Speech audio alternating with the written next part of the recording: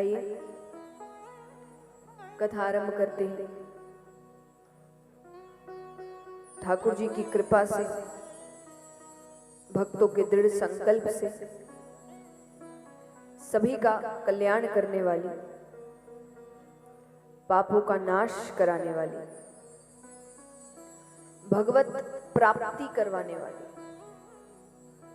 अमृत रूपी श्रीमद् भागवत कथा हम सभी के बीच प्रवाहित होने जा रही है।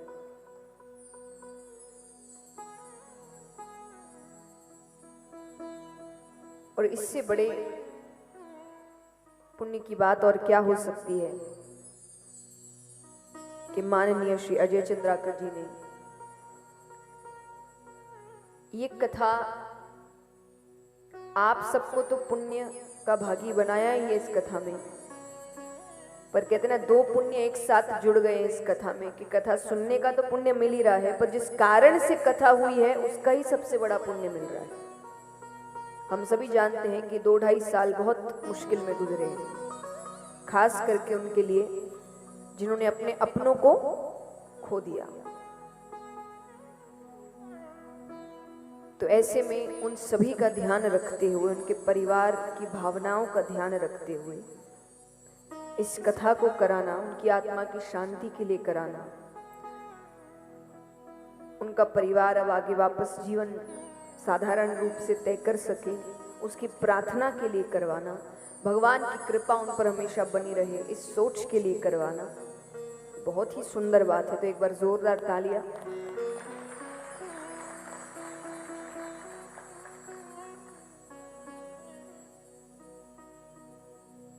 और ये इतनी सुंदर कथा है, जैसा कहा अमृत रूपी कथा। अमृत रूपी क्यों कहा गया कि जब एक प्रसंग आता है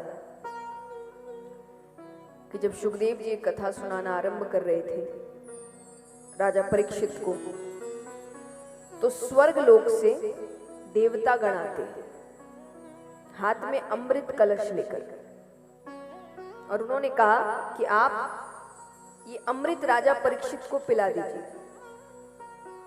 इससे तक्षक के डसने पर भी इसकी मृत्यु नहीं होगी। पर ये अमृत रूपी कथा आप हम देवताओं को स्वर्ग में सुनाएंगे। तब सुखदेव जी ने सोचा कि बड़े डॉक्टर की जरूरत कहां होती है, बताओ। कोई बहुत बड़ा डॉक्टर है, उसकी जरूरत, सबसे ज्यादा जरूरत कहां होगी? जहां ज्यादा बीमार होंगे, बीमारी जहां ज्यादा होगी वहां बड़ा डॉक्टर चाहिए। तो वो सोचे कि स्वर्ग में जो लोग हैं उनके कल्याण के तो कई साधन हैं, पर कलयुग के जीवों के लिए तो कल्याण के ज्यादा साधन है नहीं। और ये श्रीमद् भागवत ये बड़ा डॉक्टर है, इसको फिर कहां होना चाहिए? जहां बीमारी ज्यादा है। तो उन्होंने यही कहा कि कहां ये हीरा रूपी श्रीमद् भागवत और कहां ये कांच रूपी अमृत कलश, ले जाइए।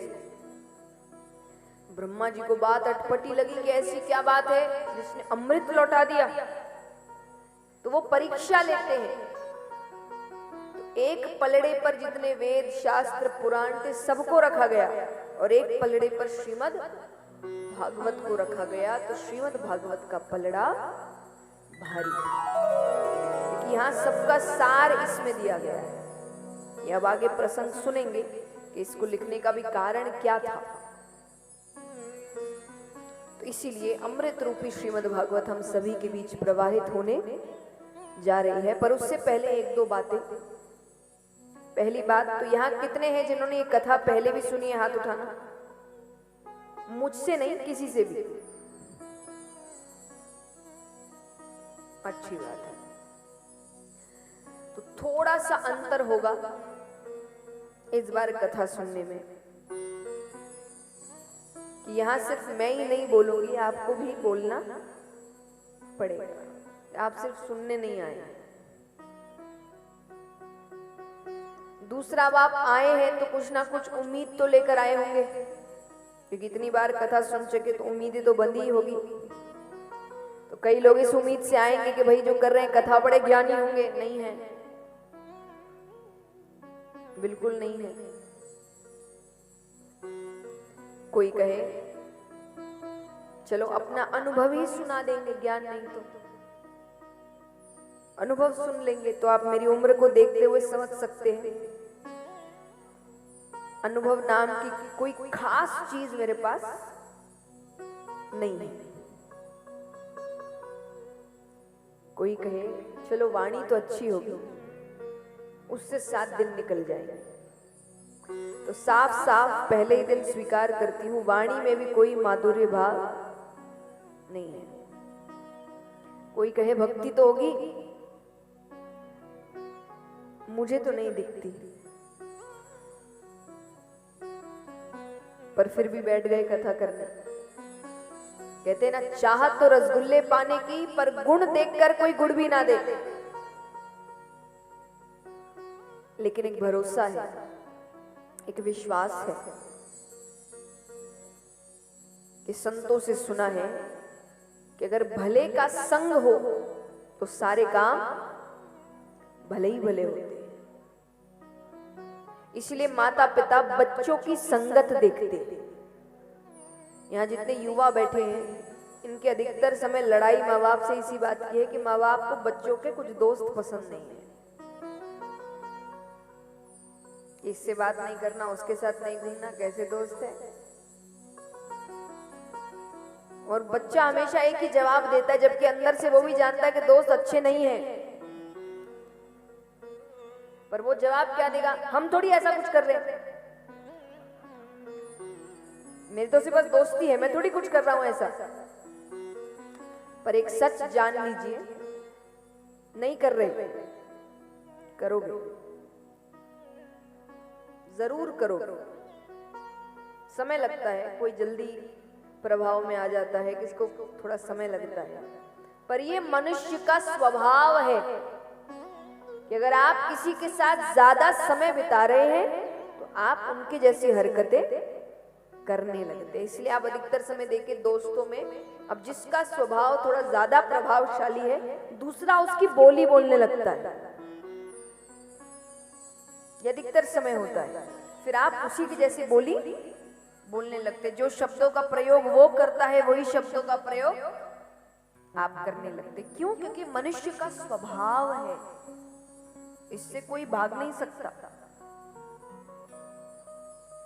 इसीलिए एक बात मैं हमेशा कहती हूँ कि आप, भगवान ने भी यही बात बताई है, और यहाँ माँ बाप भी बैठे उनके लिए भी है कि जबरदस्ती किसी चीज का सुझाव नहीं मिलता।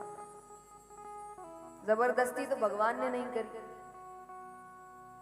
अगर जबरदस्ती से ही व्यक्ति सुधर जाता तो महाभारत का युद्ध ही नहीं होता। भगवान 2 थप्पड़ मारते दुर्योधन को और सीधा कर देते। पर भगवान कहते जबरदस्ती कोई चीज, भगवान बता देते हैं बस कि देखो ये सही है, ये गलत है, अब तुमको क्या करना है ये तुम जानो। तो ये जो बात मैं अभी कहने जा रही हूं, ये उनके लिए है जिनको जिंदगी में कुछ अच्छा करना है। अगर आपको सच में जिंदगी में कुछ अच्छा करना है, कुछ बड़ा करना है, तो आपको अपनी संगत अच्छी रखनी पड़ेगी।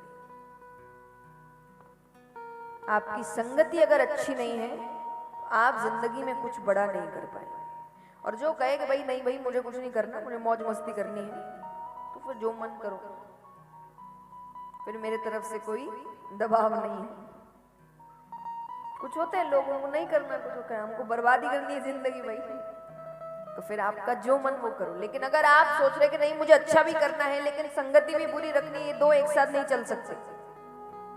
अगर आपके आसपास के लोग ऐसे हैं जो आगे बढ़ना नहीं चाहते, कुछ करना नहीं चाहते, हर वक्त नकारात्मक सोच रखते हैं, आप कितनी अच्छी सोच लेकर चल रहे हो वो सोच बिगड़ जाएगी।